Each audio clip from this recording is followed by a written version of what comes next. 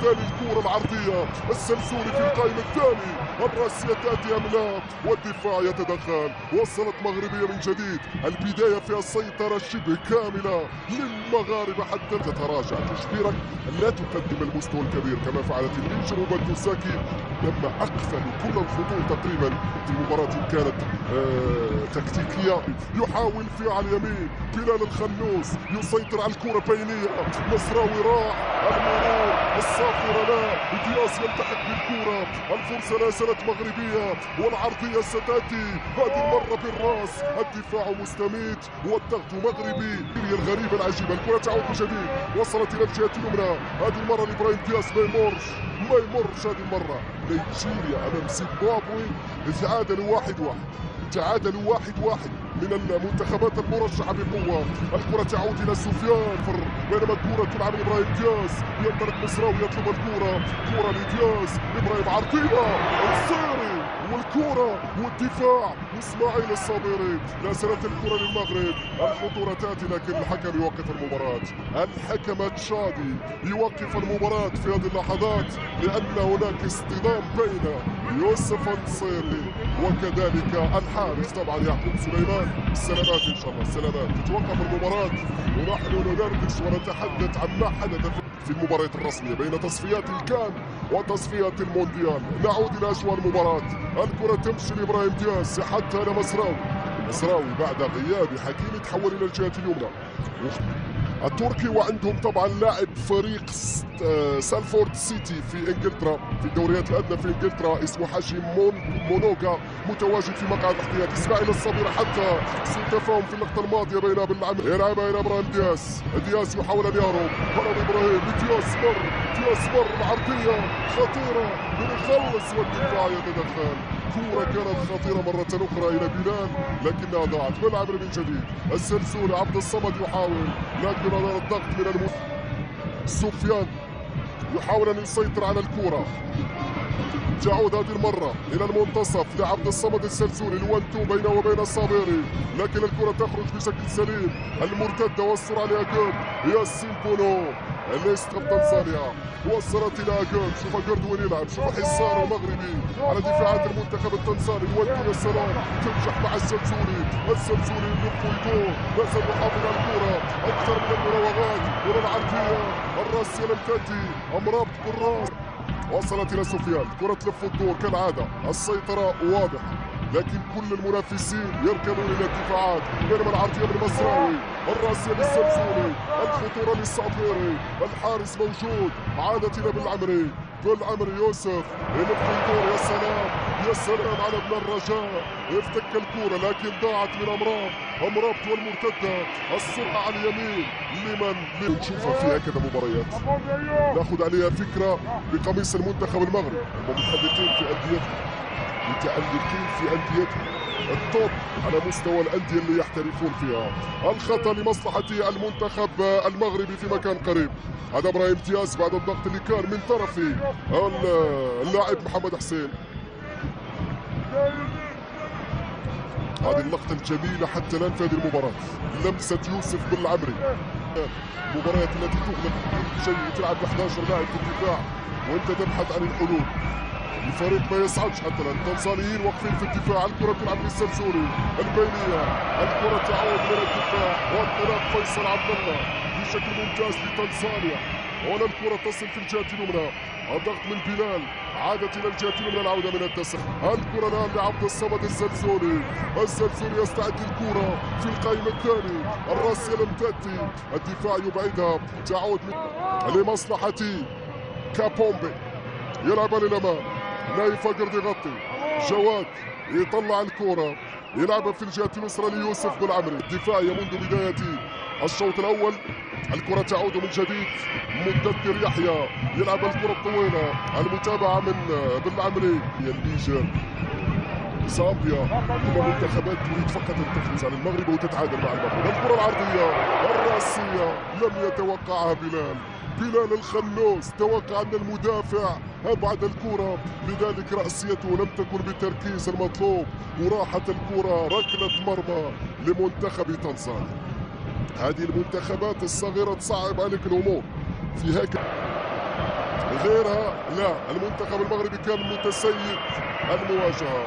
الراية والتسلل في اللقطة الماضية عاصمة الشرق. الكرة تعود للمرة لليمين، يحاول أن يحافظ على الكرة. سفيان مزراوي ما يمرش، صفر لا زالت عنوان. ورا العرضية السهلة للحارس يعقوب والكرة تبقى لمصلحة المنتخب المغربي في نص الملعب.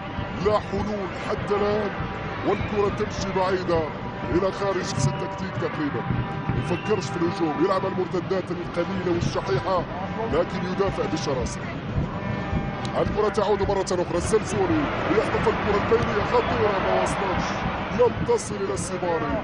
عادت مرة أخرى، هنا الخطأ كان موجود والصافرة من الحكم التشادي تمنح الخطأ لمصلحة منتخب تنزانيا. المغرب يتحدى الجميع ويتحدى الزمن من خلال المعالم التاريخية المنتظرة. بلال الخنوس يحاول الدفاع، يتدخل من جديد. الخنوس بن عمري، يوسف بن عمري، كرة إلى الزلزولي استلم على اليسار والعرضية والراسية بعيدة والصافرة فيها خطأ لمصلحة المنتخب التنزاني. خطأ لمصلحة المنتخب التنزاني. ولا كرة يا يوسف نصيرته وصلت الى الجهه اليسرى مره اخرى. مقدم يحيى والعرضيه اليمين، هيأ الكره لتنزانيا وفي الجول. اخطر فرصه في المباراه لمنتخب تنزانيا عند 41. مش ممكن على الكره. شوف كره واحده هيأها جواد اليميق للمهاجم او للاعب جواد اليميق الى ابراهيم دياس يحاول ان يجد الحلول. الكره العرضيه لكنها بعيده.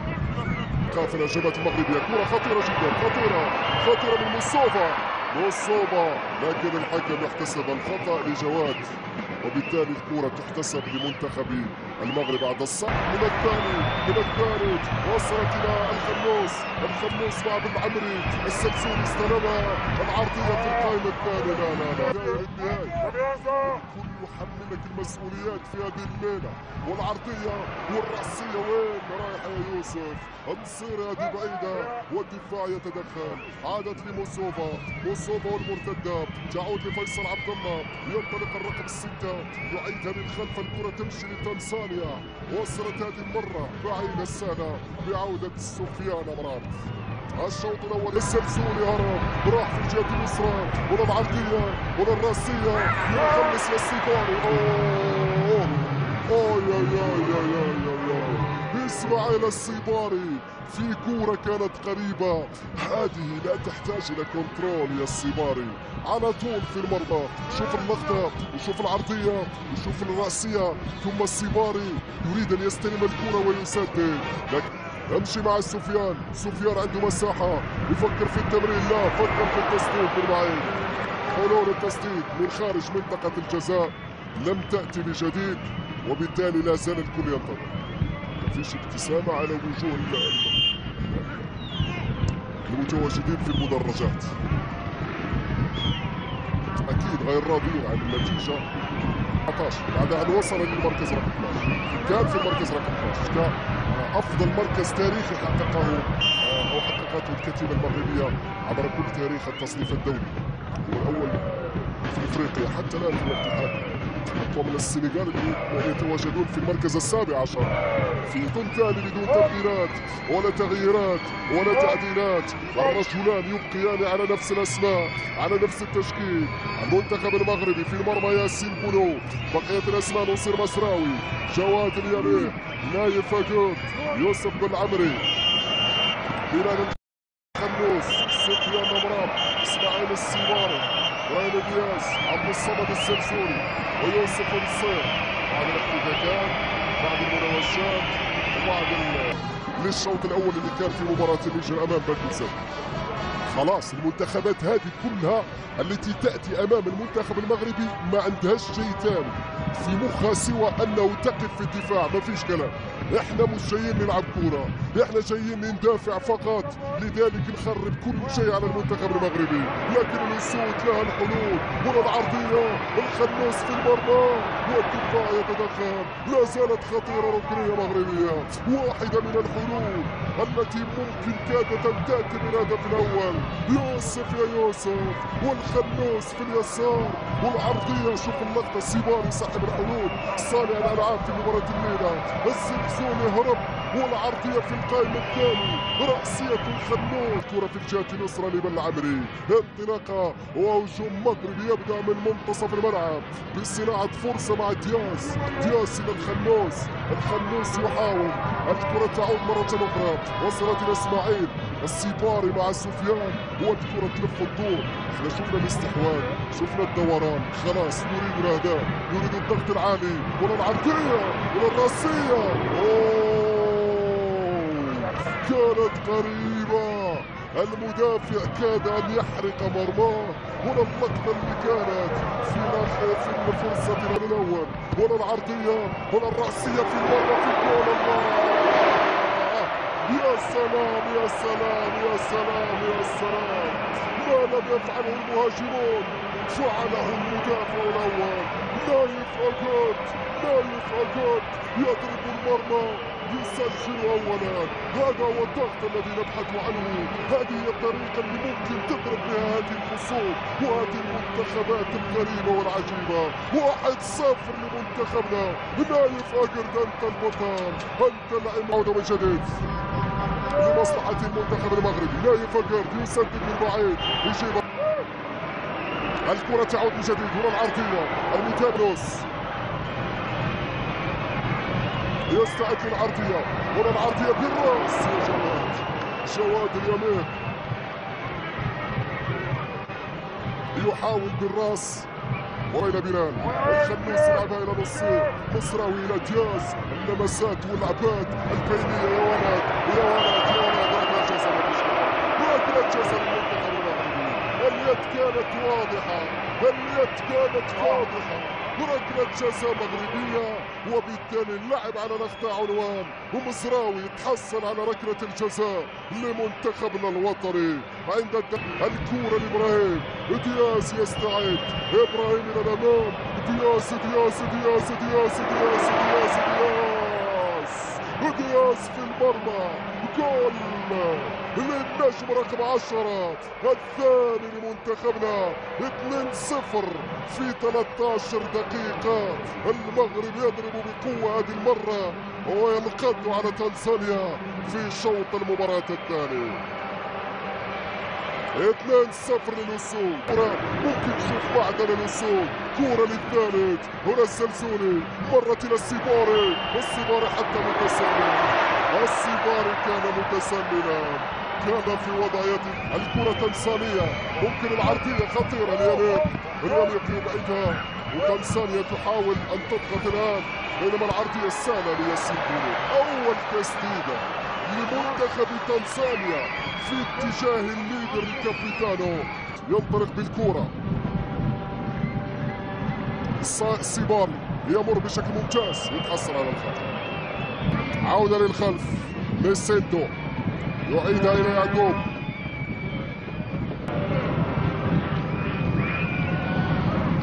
وصلت لجديد، فوز بوصوبة خطير جدا، يحافظ على الكرة، يضغط على اليسار، الكرة تمشي مع دينيس، خطيرة، وبونو ما زالت.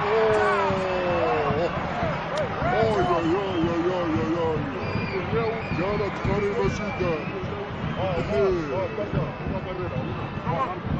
الخطير اللي دخل قبل اللحظات، مش ممكن على الرقم 8. فرصة خطيرة جدا لمومبوا، هذا هو مومبوا. التسديدة الأولى كانت لأنه أجلت المباراة أمام الكونغو. الخطأ في دفاعات المنتخب المغربي خطيرة جدا، بوصوبة إلى خارج أرضية الملعب. جواد اليمين يفقد الكرة في اللقطة الماضية. هنا اللقطة اللي حاول فيها لكن في النهايه ضاعت، كانت الكره اطول من شواد اليمين، بالتالي ضاعت بعودة ومضايقه اللاعب شواد اليمين وسفيان امراب بصعوبه انفرد بالكره بعد اللمسه اللي كانت من مومبوا. دخل مومبوا وحرك كل شيء تقريبا. وصلت الى دينيس كيلو يلعب لليسار، يستغل مره اخرى الخطوره لمنتخب تنزانيا الى ميروشي. لوفاتوس يحافظ على الكره، لوفاتوس شغل بينيه